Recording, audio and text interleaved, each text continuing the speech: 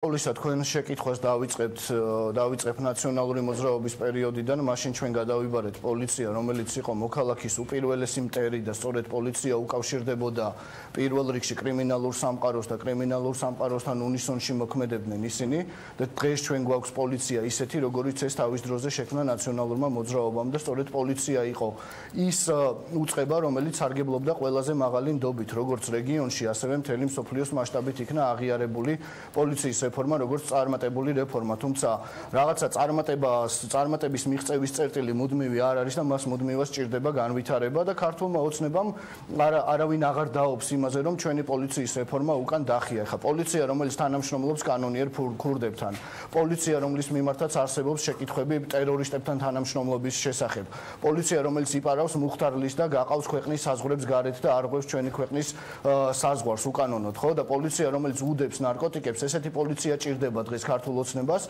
იმისათვის, რომ აკონტროლოს ჟურნალისტები, მაგალითად დააშანტაჟოს პოლიტიკური ოპონენტები, ან უბრალოდ ზეწოლა მოახდინოს სოციალურად აქტიურ ადამიანებზე. ეს არის რეპრესიული მექანიზმი, რომელიც დღეს ჭირდება ქართულ ოცნებას იმისათვის, რომ შეინარჩუნოს ხელისუფლება. აქედან გამომდინარე, არ არსებობს არანაირი პოლიტიკური ნება ქართულ ოცნებაში იმისათვის, რომ მათ ამ რეპრესიულ მექანიზმზე თქვან უარი. ამას კიდევ ამყარებს ის, რომ როდესაც ქართულ ოცნებაში არის პოლიტიკური ნება, მათ შეცვალეს კონსტიტუცია და ქვეყნის მოსახლეობის 99%-ის ნების წინააღმდეგ წავიდნენ, როდესაც ქვეყნის მოსახლეობის მართლაც 99% მიიჩნევს, რომ საქართველოს პრეზიდენტი უნდა იქნეს არჩეული პირდაპირი და საყოველთაო არჩევნების გზით და ამის მიუხედავად ქართულმა ოცნებამ ჩვენ ყველას წაგვართვა ეს უფლება და ვიღაცა 300-მა ხმოსანმა უნდა გადაგვიწყვეტოს ახლა პრინციპში სხვა თემაა, მაგრამ მინდა რომ ფოკუსირდეთ. გასაგებია თქვენ რასაც ბრძანებთ, ამაზე პოლიტიკური ნება არ არსებობს თქვენ ამბობთ, ეს მნიშვნელოვანია თქვენთვის. პოლიტიკური ნება რომ იყოს, დამიჯერეთ, ეს პრობლემა ძალიან მარტივად მოგვარდებოდა.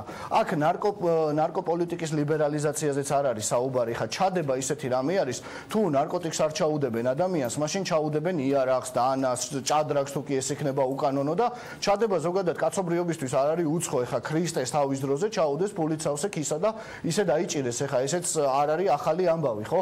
აქედან გამომდინარე, ისე მივდივართ პოლიტიკურ ნებასთან და პოლიტიკური ნება არის ისეთი, რომ მოსახლეობას უნდა ეშინოდეს პოლიციის, მოსახლეობას უნდა კონდეს ხელისუფლების რიდი და მისგან ძალადობა არის, უნდა მოელოდოს მისგან ძალადობას, თუ კი ის არ იქნება და არ გააკეთებს დაგებრუნდებით.